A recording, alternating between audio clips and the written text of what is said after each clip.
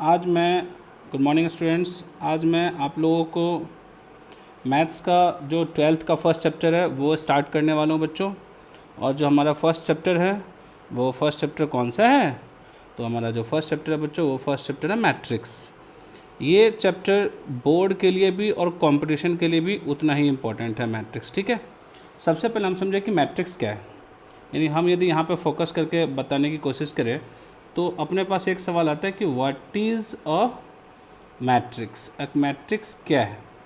ठीक है, ये एक सवाल आता है मन में हमारे कि भाई ये मैट्रिक्स क्या होता है, व्हाट इज़ अ मैट्रिक्स। ठीक है, तो इसे हम यदि आंसर करने की कोशिश करें तो हमारा लॉजिक कहता है कि the branch of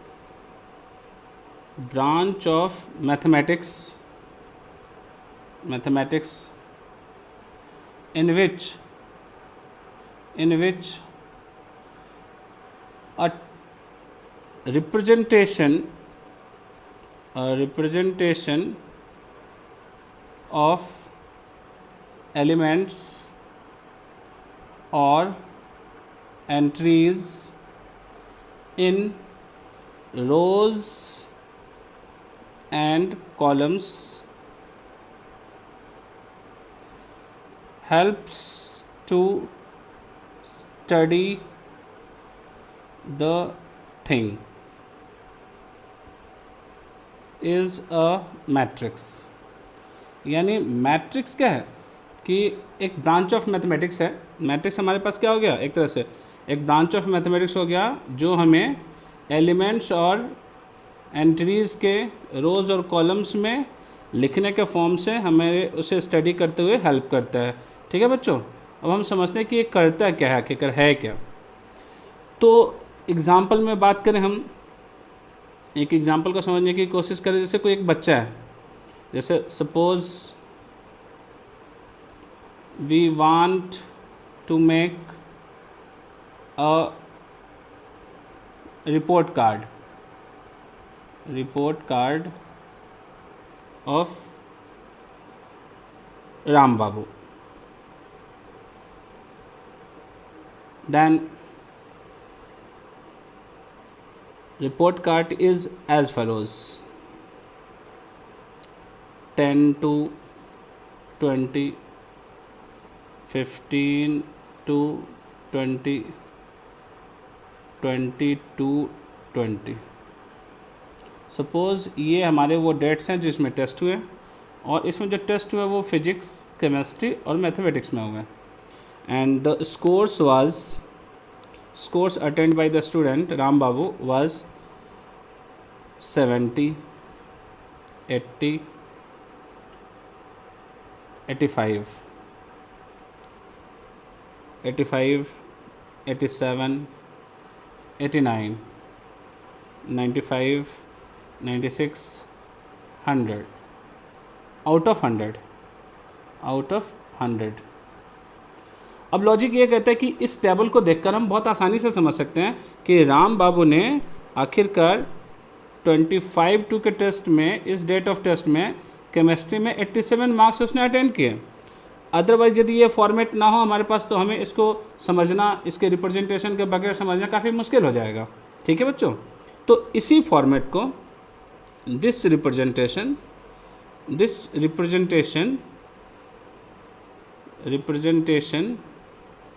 is a matrix. यानी मैट्रिक्स क्या है, एक तरह से एक रिप्रेजेंटेशन है जो कि हमें कोई सर्टेन चीज़ की स्टडी को बताता है कि उसमें क्या है क्या नहीं, भाई उसमें कौन सी इंट्रीज़ है, और उसके पोजीशन की वजह से हम लोग को समझ में आता है कि उसमें क्या इंट्रीज़ कहाँ पे रोल प्ले कर रही है। ठीक है, अब इसमें क्या है कि ये जो हमारे पास वर्टिकल काउंट्स हैं, इस तरह से जो काउंट्स होते हैं हमारे पास बच्चों, these are the vertical counts. ये वर्टिकल काउंट्स हैं, वर्टिकल काउंट्स, और इन वर्टिकल काउंट्स को हम बोलते हैं कॉलम्स। ठीक है, और हमारे पास इस तरह से जो काउंटिंग्स होती हैं ये हॉरिजेंटल काउंट्स हैं, और इन हॉरिजेंटल काउंट्स को हम बोलते हैं रोज़। ठीक है, सपोज़ हमने एक मैट्रिक्स बनाया ए और हमने इसमें रखा है 3 rows 2 columns. तो we have just 3 rows A1, A2 and 2 columns. We have just 2 columns and we should have 3 rows A3, A4, A5, A6. Then these are basically बच्चों, these are the rows and these are the columns. This is known as the column 1 and this is known as column 2. This is known as row 1, this is known as row 2 and this is known as row 3, and this is known as the order of matrix. Got it? Suppose a matrix we have of the order 3 by 4. It means we have the entries are A11, A12, A13, 3 rows and 4 columns. We have 4 columns. Then A14, A21, A22, A23, A24, A31, A32, A33, A34. इस तरह से हमारे पास 3 रो और 4 columns हो गए. तो ये order हो गया हमारा और ये कंस्ट्रक्शन हो गया. अब दूसरी बात कि ये जो बताता है हमें यहाँ पर, ये जो वैल्यू बताती है हमें, ये क्या है आखिरकार बच्चे. हम यदि इसको फोकस करके लिखना चाहें तो ये क्या है, ये है position of element A I J. Suppose I and J are usual notations of position. I means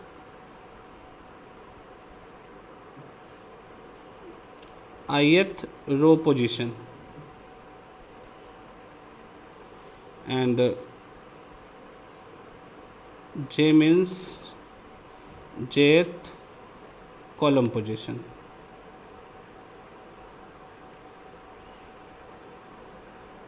Then we can say here this is the first row, 4th column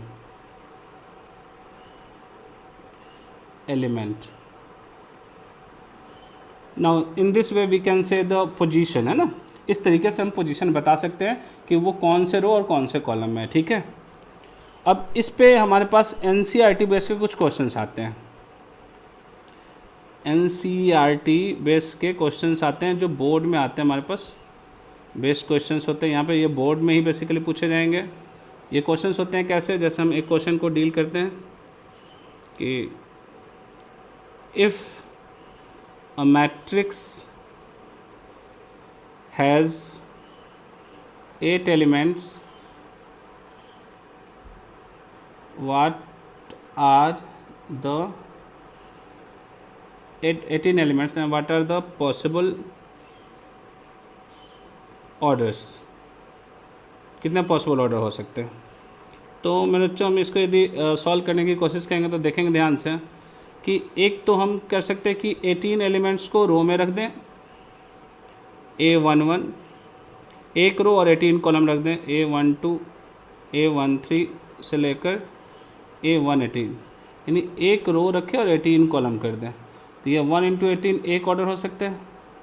अब हम क्या कर सकते हैं कि हम 2 रोज़ बना लें. सपोज़ करो A11, A12 से लेकर 9 एलिमेंट्स इसमें रखें और A21, A22 से लेकर A29 9 एलिमेंट्स इसमें रख दें, यानी 2 रोज़ 9 कॉलम्स कर दें. 2 इंटू 9 बना सकते हैं. और सिमिलरली हम क्या साइज़ बना सकते हैं, 3 इंटू 6 बना सकते हैं.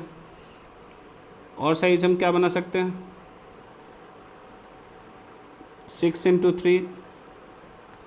और साइज़ क्या बना सकते हैं, 9 इंटू 2. और साइज़ क्या बना सकते हैं,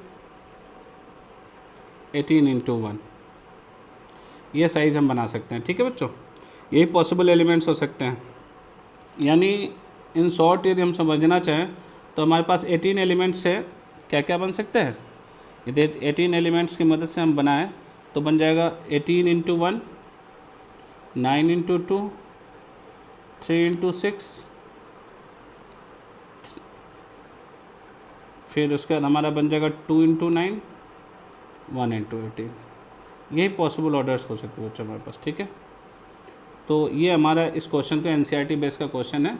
ठीक है, ये एनसीईआरटी में आएगा, कंपटीशन में नहीं आता। एनसीईआरटी बेस का हम यदि दूसरे क्वेश्चन को करें जिसमें आपको एनसीईआरटी के साइज में इस तरह के क्वेश्चंस मिलेंगे। क्वेश्चन नंबर 2 एनसीईआरटी बेस की हम सेकंड क्वेश्चन की बात करें। ठीक है, कि भी मान लो हमारे पास आता है कि construct a matrix of order 3x2 whose elements are given by Aij is equals to 3i minus J suppose. तो अब हम इस क्वेश्चन को यदि हम डील करने जाएं तो हमें क्या करना है बच्चों, एक मैट्रिक्स बनानी है। एक मैट्रिक्स कैसा बनाना है, जैसे इंपॉर्टेंट थिंग कि मैट्रिक्स कैसा बनाना है हमें। तो let us name matrix A, order 3 2 मतलब कॉलम्स हमें रोज़ कितने रखने हैं 3, और हमें कॉलम कितने रखने हैं 2। तो मेरे बच्चों 3 रोज़ में बात करें तो A11 A12 A21 A22 A31 A32, इस तरह से 3 रोज़ और 2 कॉलम बना लिया हमने। अब A11 की वैल्यू निकालने के लिए हम Aij का फार्मूला लगाएंगे। Aij का फार्मूला हमारे पास क्या है 3i माइनस जे। तो A11 की वैल्यू हो जाएगी 3 माइनस 1, इट विल बी 2। और A12 की यदि हम वैल्यू निकालेंगे तो 3 माइनस 2 इट विल बी 1। इस तरीके से हम सारी वैल्यूज़ निकाल सकते हैं और जो हमारा आंसर बनेगा A13 की यदि वैल्यू निकालेंगे हम यहाँ पर, A13 की वैल्यू आ जाएगी 3 माइनस 3 0, जो कि हमें ज़रूरत नहीं है A13 की, हमें ज़रूरत है A31 की। तो A13 निकालने की कोई ज़रूरत नहीं बच्चों, जो हमें ज़रूरत है हम सिर्फ वही निकालेंगे। ठीक है, इस बात का भी ध्यान रखना है हमें कि क्या ज़रूरत है। A21 मान लो निकालना है तो हमारा A21 की वैल्यू हो जाएगी 6 minus 1, it will be 5।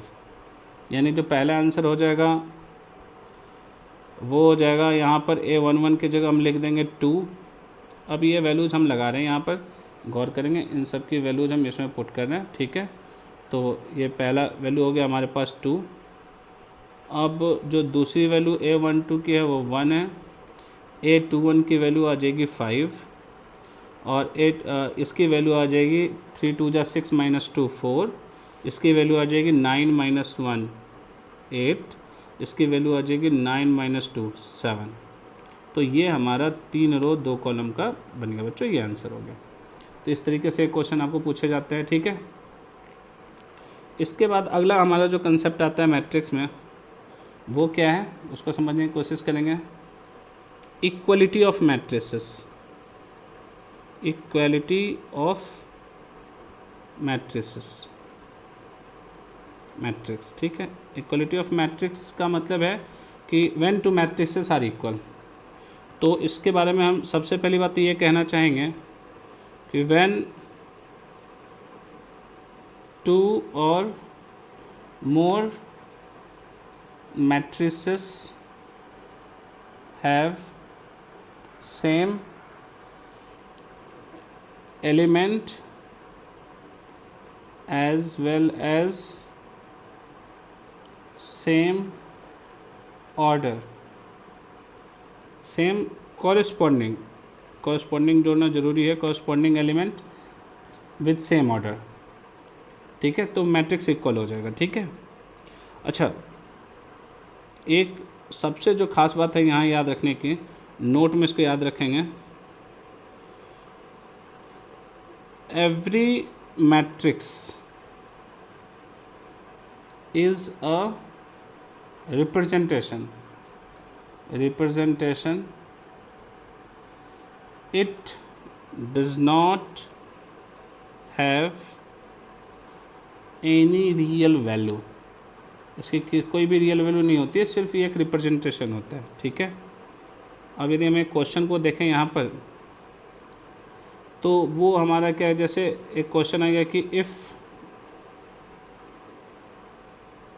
x plus y 2x plus z x minus y 2z plus डब्ल्यू equals to 4 7 0 10, then we can find the solution। इसका भी ऑर्डर 2/2 है बच्चों, इसका भी ऑर्डर 2 × 2 है, ठीक है। 2/2 और 2 × 2 दोनों बोल सकते हैं यहाँ पर। तो x plus y should be equals to 4, 2x plus z equals to 7, x minus y equals to 0 and 2z plus w equals to 10।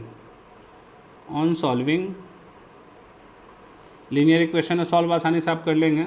x की वैल्यू आ जाएगी 2, y की वैल्यू आ जाएगी 2, z की वैल्यू आ जाएगी 3 और w की वैल्यू आ जाएगी 4। इस तरीके से हम इसको आसानी से सॉल्व कर सकते हैं, ठीक है। तो ये सारी बातें, इसके बाद जो शुरुआत होती है वो शुरुआत होती है बच्चों अपनी टाइप्स ऑफ मैट्रिसेस से। टाइप्स ऑफ मैट्रिक्स के टाइप्स, जिसमें सबसे पहला टाइप जो है हमारा, जो फर्स्ट टाइप है, वो फर्स्ट टाइप है क्या, नल मैट्रिक्स और जीरो मैट्रिक्स। नल मैट्रिक्स या इसको बोलते हैं जीरो मैट्रिक्स या इसको बोलते हैं वायर्ड मैट्रिक्स, ठीक है।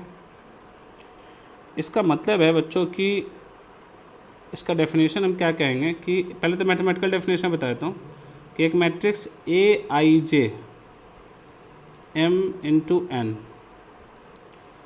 m और n की वैल्यू तो नेचुरल नंबर होनी चाहिए और Aij 0 होना चाहिए for all i and j।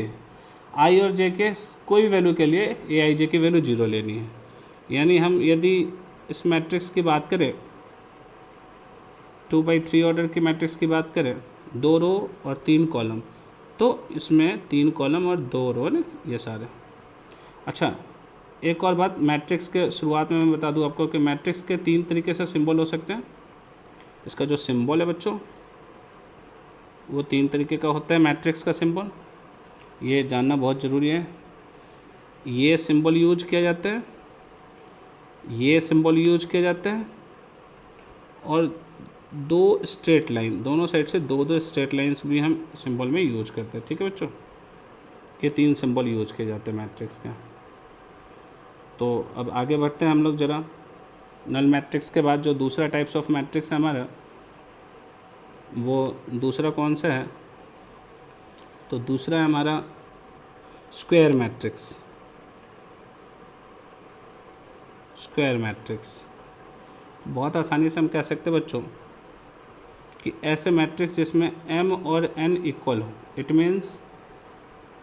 Means same number of rose and same number of columns.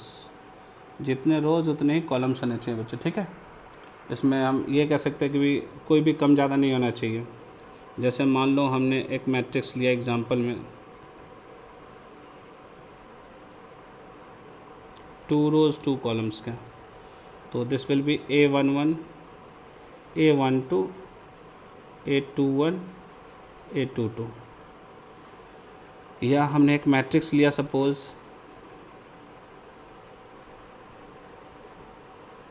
3 rose 3 columns के, A11 A12 A13 A21 A22 A23 A31 A32 A33। इसमें एक दो खास बातें समझने वाली हैं जिनको हमें ध्यान से रखना है, ठीक है।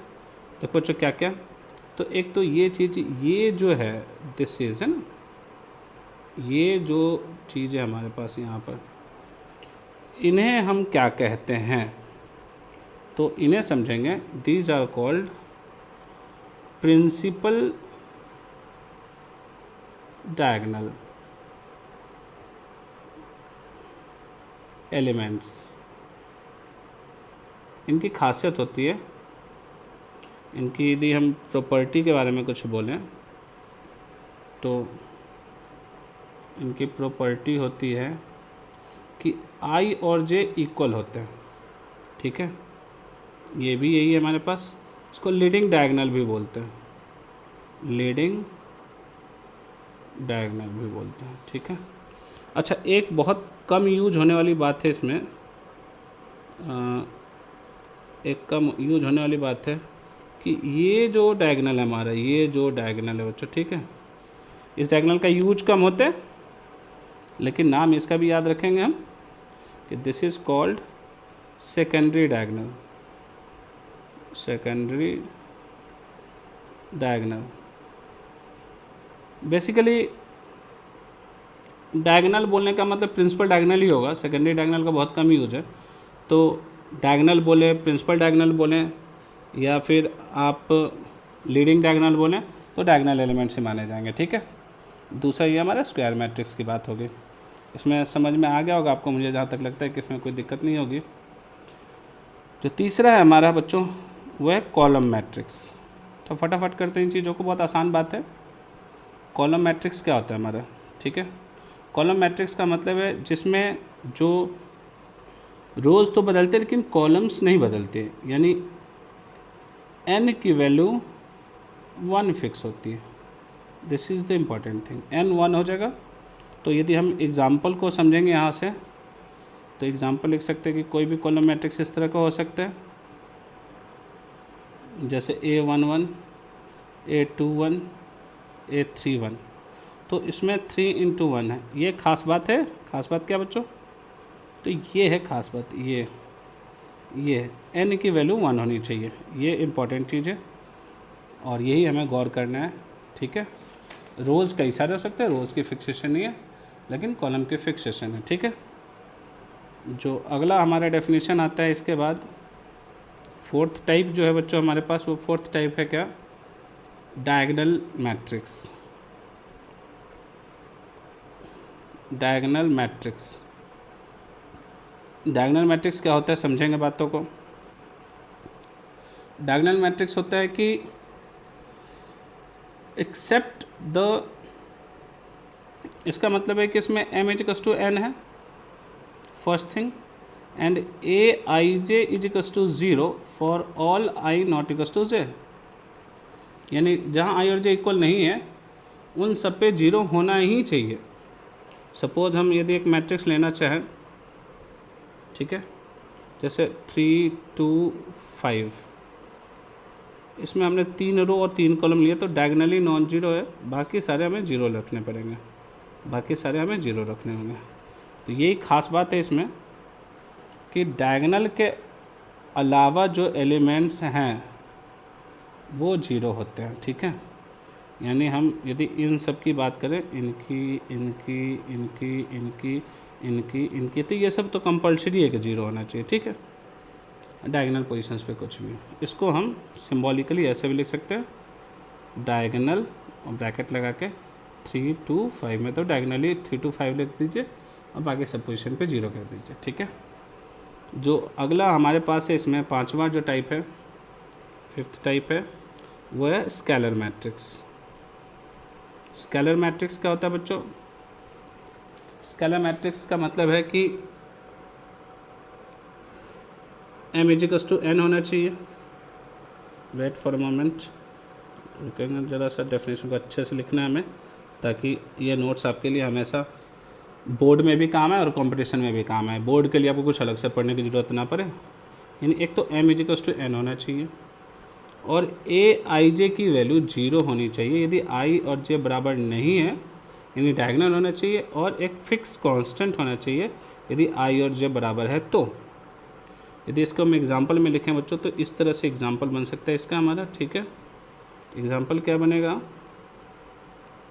3/3 का बना रहे हैं तो 2 0 0 0 2 0 0 0 2। इट मीन्स बच्चों फिर से एक डायगोनल की खास बात है कि डायगोनल पे सेम एलिमेंट होना चाहिए, डायगोनल पे सेम एलिमेंट होना चाहिए, कुछ भी हो लेकिन सेम हो, बस ये खास बात है, ये ज़रूरी ध्यान रखना। जो छठा टाइप है हमारा मैट्रिक्स का वो है हमारा यूनिट मैट्रिक्स और आइडेंटिटी मैट्रिक्स। आइडेंटिटी मैट्रिक्स, ठीक है। तो ये क्या कहता है, तो ये मैट्रिक्स कहता है बच्चों कि सबसे पहले हमें खास बात क्या रखनी है कि इसमें m इजिकल्स टू n रखना है, a i j equals to 0 रखना है for all i not equals to j, and ये 1 रखना है for all i equals to j। It means यदि मैट्रिक्स बनाए हम, इसको आइडेंटिटी है इसलिए इसको हम i से डिनोट करते हैं, बेसिकली इसका नाम I2 का मतलब है identity of order 2, order 2 into 2, it is 1 0 0 1। I3 यदि हम बनाएं तो I3 बनेगा बच्चों 1 0 0 0 1 0 0 0 1। I3 बन गया, ये 3/3 ऑर्डर का, ऑल्सो कॉल्ड I, ठीक है। तो ये हमारा आइडेंटिटी मैट्रिक्स है। तो बहुत छोटी सी बात है जिसको ध्यान में रखेंगे। अगला 6th हो गया हमारे पास, 7th की बात है। 7th जो हमारे पास है बच्चों triangular matrix. Triangular matrix, triangular matrix basically 2 type के होते हैं ट्रायंगुलर मैट्रिक्स। एक होता है बच्चों अपर ट्रायंगुलर, ये शॉर्ट फॉर्म में मैं ऐसे लिख देता हूँ ट्रायंगुलर। एक होता है बच्चों हमारे पास लोअर ट्रायंगुलर। अपर ट्रायंगुलर क्या होता है समझेंगे चीज़ों को। अपर ट्रायंगुलर हमारे पास, जैसे हमने एक मैट्रिक्स लिखा ए, तो एक तो ये स्क्वायर होगा, यानी